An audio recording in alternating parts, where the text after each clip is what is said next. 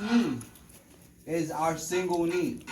It is just an entry. It's not for clinching. It's if Kruyod went and punched me, I want to stay nice and long. When I step, if I'm using my lead leg, I'm stepping on the outside of his leg, so I can drive my knee straight in.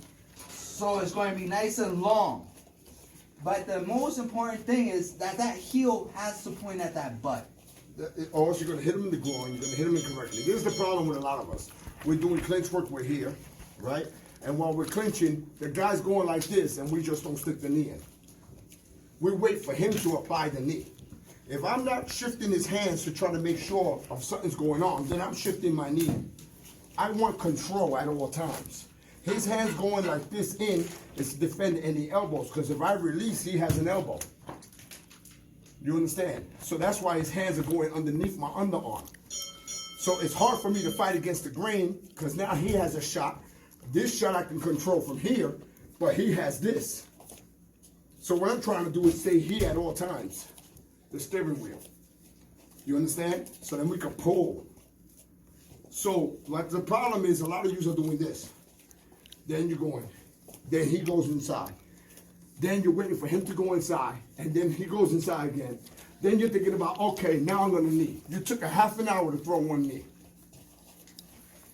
Are you understanding what I'm saying? You're fighting so much. As soon as the hands are being touched, my knee's already applying. Now I'm sticking in. Now he knees. Now I'm trying to stick it in. Then we're there.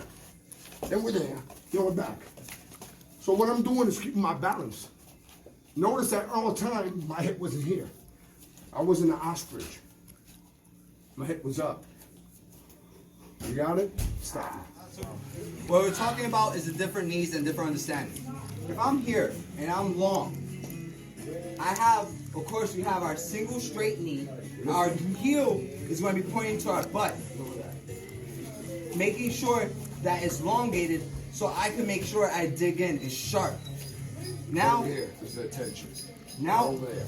Now understand, if me and Kruyod is nice and tight and we're together, but he's giving me such a situation that I have to be so close, but I want to get away from being this locked. Now here's the second knee that comes in. This is called a pump knee. It's a placement. What I'm doing is just placing my knee. She's recording. Is placing my knee in the center of his stomach or his belly button, and I'm pushing down. This makes him bend back. It's about making space. You're making space. You get it? Yes, sir. You're making space. A lot of you guys don't think it's the significance of doing anything, but it makes space. So you're making space to be able to create a different opportunity. You understand what I'm saying? Or a different knee to feed off of it. That's all you're doing. Now, if I'm here and we're nice and tight or we're close, in a situation that we're really close, what I'm going to use is the side of my knee. I'm not jumping, I am touching on the side of my knee to his floating rib. The reason why you're doing it this way is because you don't want to hurt your opponent. If you're not training, you hit with your knee. You understand? This is what they call a curved knee. Okay? But for training purposes, we hit with the inside. Doesn't mean I want you to actually hit each other that way when you fight. You understand? But when you spar, yeah, train with each other, don't hurt each other, you know? Now unless you got knee protectors, knee guards, and we're cool. So right now we're here, okay? But the actual, like Kruyod said, what you really want to do is curve it in. So it's all about bringing this here. Make sure that heel is pointing at that butt, making it sharp, and you're coming around. Right inside. Boom. So I turn my hip into it, just like a kick, because if I miss him, this is my protection against his hip. Now if I try to work, I have to work again. If I grab a hold of my own hands and do this, then I can grind them and turn my whole hip and really hurt his body, hurt his neck and all. You understand? And as everyone else knows, we have the regular skip knee, which is I take one leg, I hop, it's going to come out as if we're opening a door, and we're going to close the door around to his floating rib.